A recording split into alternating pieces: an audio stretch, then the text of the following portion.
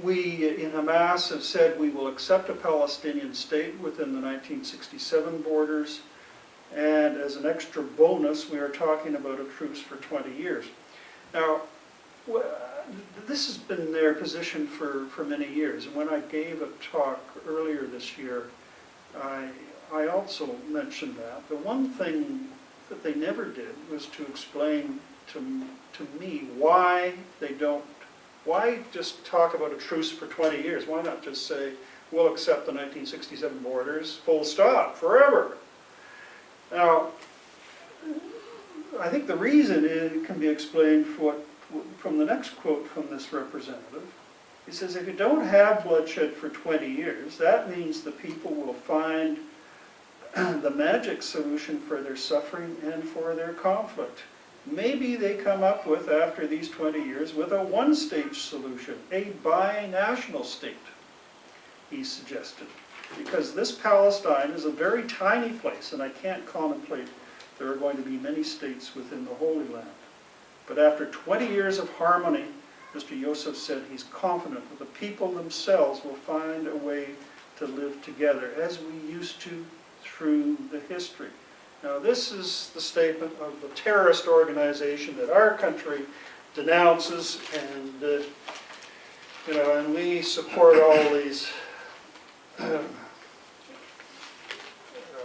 actions of Israel that I find, frankly, abhorrent, and so does Mr. Richard Goldstone, whom we may have time to say a few words about. I don't know.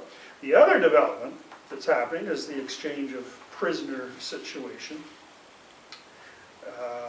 They're still trying to get the sergeant who was captured by the Gaza militants in that cross-border raid in 2006, Mr. Shalat, and they're hoping to get quite a group of Palestinians, including a prominent person that I'm not aware of, who's apparently quite a leader and may end up being the next leader for the Palestinians, Mr. Marwan Barghouti,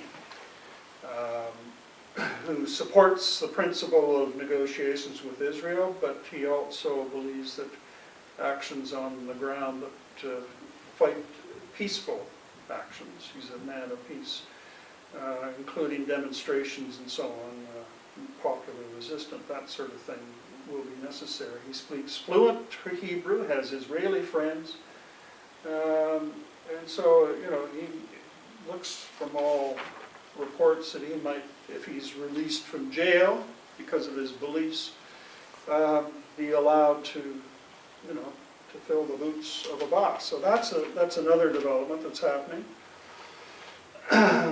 Patrick Martin in the Globe this morning said that this agreement may also include an easing of the blockade of Gaza. That would be another positive development if it were to occur.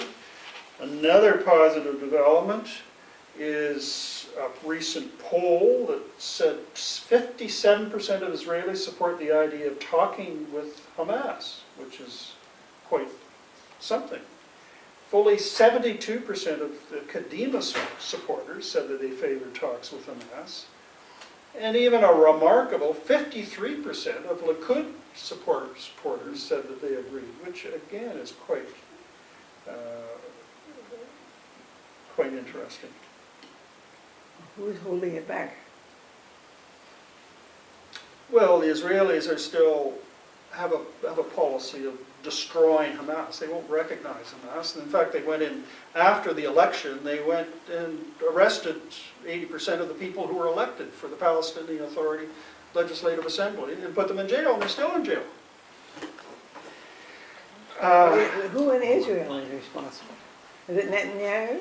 No, this was before. This was under Olmert's government, you see. And U.S. supported this whole idea of treating Hamas as a terrorist organization. And Bush, he goes back. Yeah, Bush was the guy who started it all. I think gave them the green light to do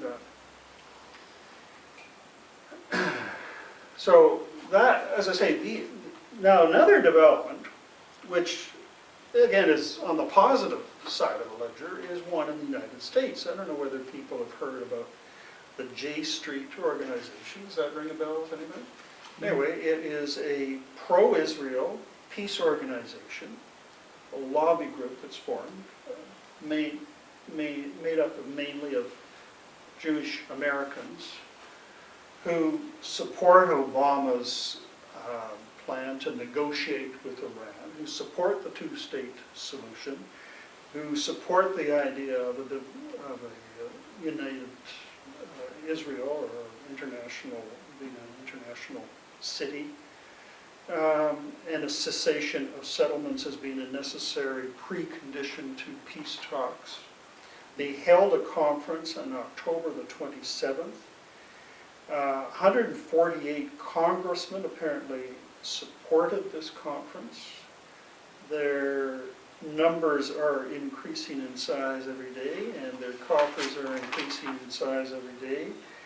They're not nearly up to the strength of the main lobby group, which is AIPAC, but their leader believes that Israel is at a crossroads.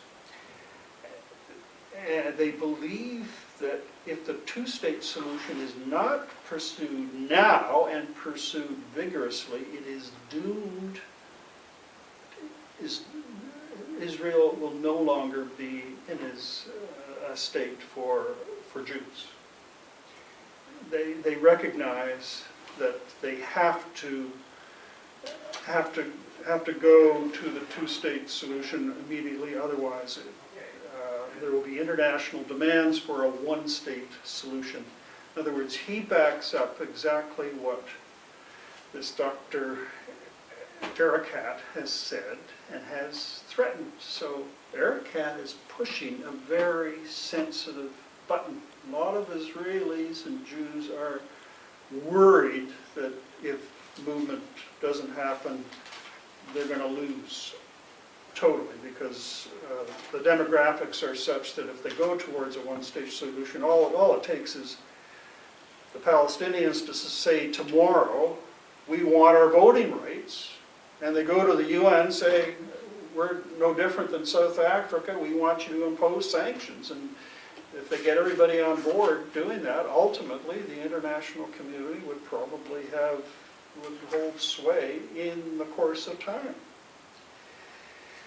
Now, the one-state solution, interestingly, I also read, enjoys the support currently of a quarter of the Palestinians. Most of them support the two-state, but a quarter, that's a fairly significant amount. And there was a recent poll that also asked the Palestinians, if you had a choice of one-state solution or the status quo, 70% said they would favor the one-state solution. So these are not fanciful ideas. And Prime Minister Olmert said in 2007 in an interview with the Israeli paper Haaretz, without a two-state agreement, Israel would face a South African-style struggle for equal voting rights, in which case Israel would be finished. So this is, and I also found out there's a political science professor wrote in 2005, Virginia Tilley, a groundbreaking book, The One-State Solution, etc. She thinks that it will become inevitable, and she says, quote, nor is this analysis confined to Palestinians. Broad layers of diplomats and other staff from European states and the UN are privately discussing the one-state solution. Moreover, some of the most eloquent endorsements for such a solution are from prominent Jewish professionals in Israel and abroad. So what, I think Israel is at a crossroads. If things don't happen soon, and I think Jerusalem is the key to it.